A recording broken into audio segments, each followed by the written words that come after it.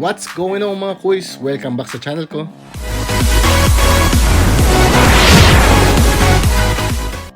Welcome back mga kuys. Kumusta po kayong lahat dyan? Sana ay nasa mabuti tayong kalagayan. At eto ngayon gagawa tayo ng isang low to mid fade para sa anak ko. Sinimulan ko po dito ng number 3 guard with the lever close para alisin yung bulk sa gilid. So shoutout muna pala kay Kuy Sam Triple Star Barbershop.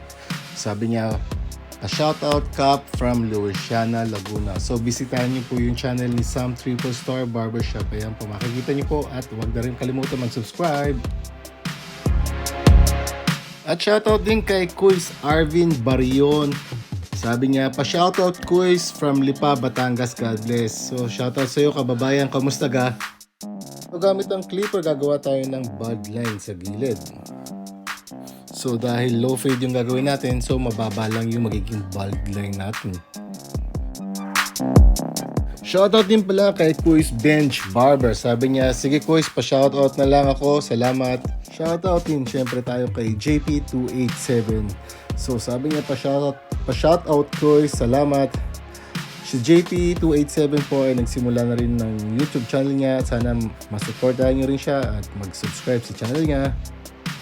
So shoutout din kay Mark Jason Himor. Sabi niya, pa-shoutout Kuys sa 2 Gang or TU Gang from Muntinlupa City. Salamat Kuys, God bless and keep safe.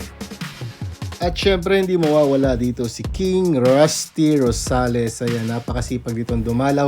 Sabi niya, pa shoutout Kuys, Rusty and Laika, number 1 fan mo. Salamat sa iyo Kuys. So gamit natin ang Babyliss trimmer. So susundan lang natin para mas maging mas pino yung buhok para mas madali na siyang shave. Shoutout din kay Razor World. Sabi niya, pa shoutout sir, God bless. At syempre nandito rin si Kuys Dennis de Guzman. Sabi niya, puso. Puro puso yung sinulat niya. Salamat sa iyo. At shoutout kay Dennis12 Barber TV. Shoutout Kuy. Salamat. Sabi niya. So, si Dennis12 Barber TV ay may YouTube channel din po. Sana madalaw niyo po yung kanyang channel. So, huwag kalimutan mag-subscribe. So, shoutout din kay Sandata TV. Si Sandata TV is mayroon din pong YouTube channel. Magsimula na rin po kayo mag-subscribe sa kanya. Ngayon gamit yung Kemei foil shaver natin, so mas madali na natin nasi-shave ngayon yung buhok, so mas makinis na siya. So pag ginamitan kasi natin ng trimmer, so hindi na mahihirapan yung shaver natin. So ngayon shoutout kay John Paul Vergara. Sabi niya, pa shoutout Kuys pati sa kapatid ko na si JL Vergara. Salamat, sabi niya. So shoutout sa inyo magkapatid. So ngayon gagawa tayo ng first guideline natin gamit yung clipper without guard with the lever open. So gawin lang natin yung consistent. So gumagawa ako dito ng mga at least 1 finger na length para gawin yung unang guideline natin. So shoutout din kay Delvin Mapagmahal. So bisitahin niyo po yung YouTube channel niya. Sabi niya, pa-shoutout ako Kuys. So mag-subscribe na rin po sa channel niya. Ganun nandito rin si Kuys Owen Dread Barber, si JR Santuyo ng Laguna. So sabi niya, syempre Kap, so present. So si Owen Dreads po ay may marami ng video tutorials na in-upload. Sana madalaw niyo siya at makapag-subscribe kayo sa channel niya. So ngayon atakihin natin yung unang linya gamit yung lever close. So kung makita nyo, tumataas tayo hanggang at least sa kalahati ng guideline. And then i-blend na natin yan gamit yung halfway open na lever. So ilalagay lang natin sa gitna yung lever. And then i-flick out natin or i-scoop natin. Then mabe-blend na natin yung unang guideline natin. Shoutout din kay Kuys Joseph Laudit. Sabi niya, Kuys, shoutout from Lipa City, Batangas. Waiting sa new videos mo. So dumadami po mga Batanggenyong followers natin sa YouTube, yung mga kababayan natin dyan, mga Batanggenyo. Maraming salamat sa inyo mga kababayan ko. Kumusta kayong lahat diyan? Shoutout din kay Street Barber PH. Sabi niya, pa-shoutout ang channel ko boss. Fans mo pa din ako. Salamat sa iyo Kuys. So, bisitahin niyo rin po yung channel ni Street Barber PH at huwag kalimutan mag-subscribe. At syempre hindi mawawala dito si Kuys Jepoy the Barber. So, meron po siyang YouTube channel at napakagaling pong barbero nito. At maraming kayong matututunan dito. So, bisitahin lang po yung channel ni Kuys Jepoy the B. At ayan, mag-subscribe na rin po kayo sa channel niya at supportahan natin yung lahat ng mga Pinoy barber vlogger. At hindi mawawala dito si Quiz Items the Barber. Sabi niya, pasabit ko is hashtag BVPH. So, Barber Vlog PH. So, yung mga barberong vlogger po dyan, pwede po kayong dumalaw sa mga group ng barbers, vlogger. So, mag-join lang po kayo. Shoutout sa iyo, Quiz. So ngayon pupunta na tayo sa pangalawang guideline natin. So gagamit tayo ng number 1 guard with the lever close para gumawa ng panibagong guidelines. So again, gumagawa tayo ng at least 1 finger na taas para gawing guideline natin sa paikot sa buhok. Shoutout pala kay Lamberto Noveno de Villa Jr. So meron siyang bagong channel. Bagong subscriber po natin siya at sabi niya, kuya, patulong naman po para may mag-subscribe din po sa akin. So bisitahin niyo rin po yung channel niya at mag-subscribe sa channel niya. Salamat! Shoutout din kay Bay Dodong Yanfax at Kalye Barbero. Sana madalaw niyo yung mga channel nila at suportahan din po yung kanilang mga channel. So kalimutan mag-subscribe at ganun na rin po i-follow sila sa Facebook. So ngayon sisimulan natin i-blend yung dalawang guidelines. So, gumamit tayo ng 0.5 guard with the lever close. So, gusto kong simulan sa lever close para makita ko na agad kung magbe-blend na agad siya. So, hindi na ako gumawa ng lever open dito kasi gusto natin panatilihin yung pagiging dark ng or yung pagiging compact ng fade natin kasi gagawa lang tayo ng low fade. So, kaya sinimulan natin agad sa lever close. So, kung makita nyo, obserbahan nyo kung paano ko ginagamit yung kanto ng clipper or yung kanto ng blade para lamang hindi tayo makagawa ng mga panibagong linya. Pero kung makikita nyo, hindi naman talaga nawawala yung linya. Ang nangyayari lang dito is sinosoften lang natin yung linya na yan. So wala pong problema yun kasi pwede tayong bumalik sa mas mababa. Ibig sabihin, pwede tayong bumalik sa lever open na gagawin natin mamaya. Shoutout din sa bagong subscriber natin na si Boyski Lepon. So para po sa mga baguang barber vlogger dito sa YouTube. So ugaliin natin mag-upload ng mas maraming tutorials, mas maraming video at ganun i-share din po sa Facebook para makita tayo ng ating mga kapwa barbero at doon matulungan kayo at makakuha kayo ng mga subscriber at suporta sa mga samahan natin. So ngayon mga guys, babalik tayo sa lever with the lever open para atakihin na yung natitirang linya. Kung makikita nyo, hindi siya nawala pero naging soft yung kanyang transition. So, pero aalisin natin yung linya gamit yung lever open lamang. At ugaliin dito sa ganitong mga, pagka ganito kasi mga medyo konti yung space ng ginagamit natin sa pag-fade. Gamitin lang natin yung mga corner ng mga blade para hindi na tayo makagawa ng mga panibagong linya na hahabulin pa natin. So gusto ko nga palang batiin muna yung asawa ko. Happy anniversary sa ating dalawa. Sana umaba pa ang ating pagsasama at mahal na mahal kita. Salamat sa iyo. I love you. So belated happy anniversary din pala sa mommy at daddy ko. So nag-celebrate sila ng anniversary last May 22. Ganun din, belated happy birthday sa dianang ko, kay Tatay Ampo, kay Eli Consulta. Nag-celebrate din siya ng birthday last May 22. So ngayon gumagawa tayo ng panibagong guideline.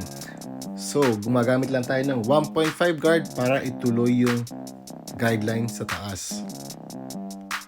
So ngayon iniiwasan na natin mag-dig ng buhok. So gumagamit lang tayo ng flick out motion or C motion or scooping motion dahil ayaw na nating tumaas pa or mahirapan pa tayo sa pag-blend ng mga gilid-gilid.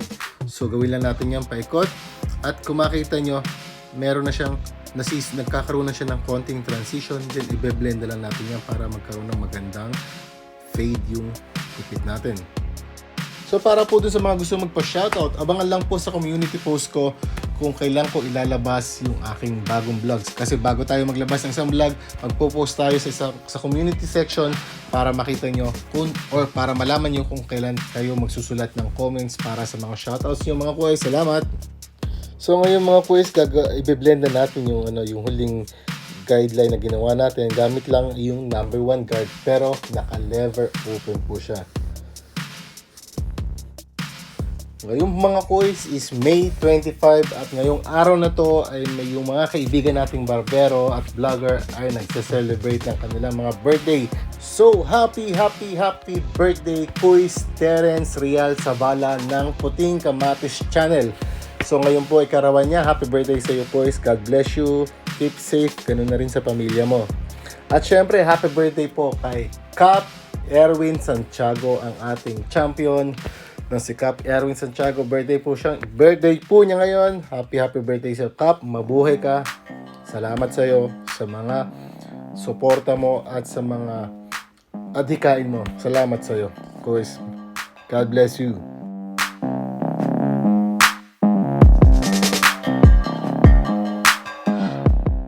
So ngayon, gagawa na tayo ng mga detail work natin. So yung mga hindi pa rin natin, yung mga nakikita pa rin natin mga inconsistency, then babalikan lang natin yan. Then, kasi mahirap silipin sa mata kapag gumagawa tayo ng fade eh. So ang ginagawa ko ditong technique is sinisilip ko sa camera.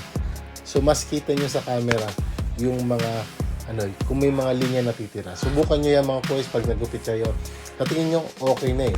Pero pag pinicturean nyo, makikita nyo may mga linya pa. So isang trick po yun para makita yung talagang mga linya para na kailangan pa natin linisin. So ngayon magki-clipper overcomb na po tayo. So hindi natin masyadong ididig yung clipper overcomb kasi gusto nating panatilihin yung kanyang bulk sa taas. So ito yung mga typical na na gupit ng mga Pilipino, ng mga Asian na medyo law-law yung yung buhok sa ibabaw. So, kasi yung mga puti kasi, or yung mga ibang lahi, or yung ibang klase ng buhok, medyo nakadapa yung mga buhok. So, ayaw na natin itaas kasi magtitirikan to. So, yung mga dulo-dulo lang yung aalisin natin, and then gagamitan natin ng cleaning scissor para mas maganda yung blending.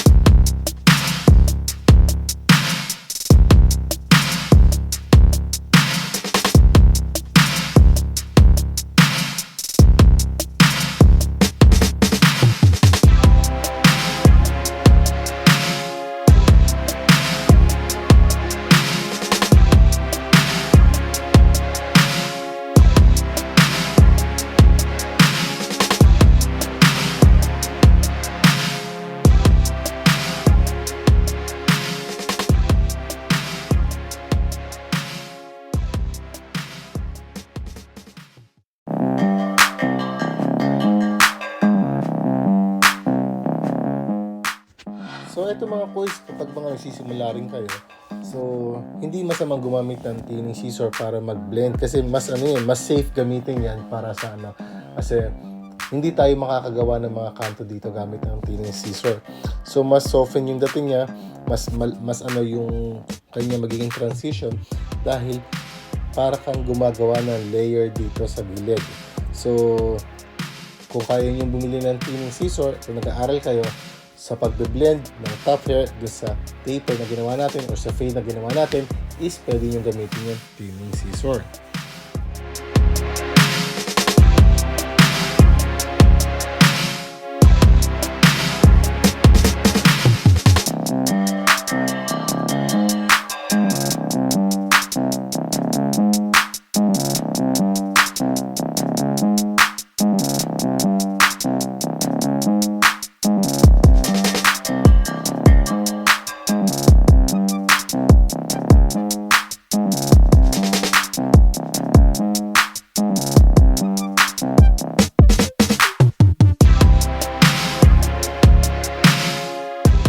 So muli, inuulit ko mga boys, malapit na yung raffle draw ng ating paraffle. So mamimigay tayo ng dalawang brand new hair clipper from KM Barber Tools. So salamat sa iyo, boys. Kenneth Flores Manalang, shoutout sa iyo. Meron po siyang YouTube channel, sana masuportahan niyo rin siya.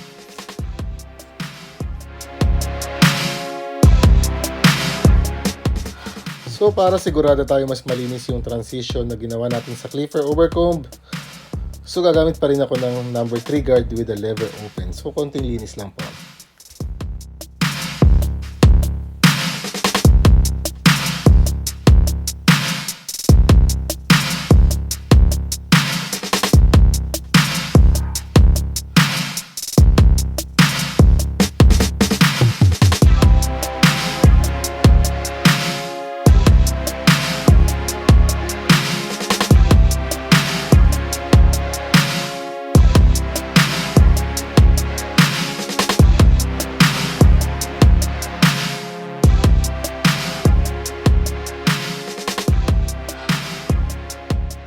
So dito gamit natin yung Babyliss skeleton trimmer, gagawa tayo ng lineup.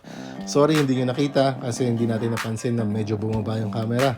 So gagawa lang tayo ng lineup, then shave na natin siya ng labaha, then tapos na po yung gupit natin kasi hindi natin babawasan yung top hair niya.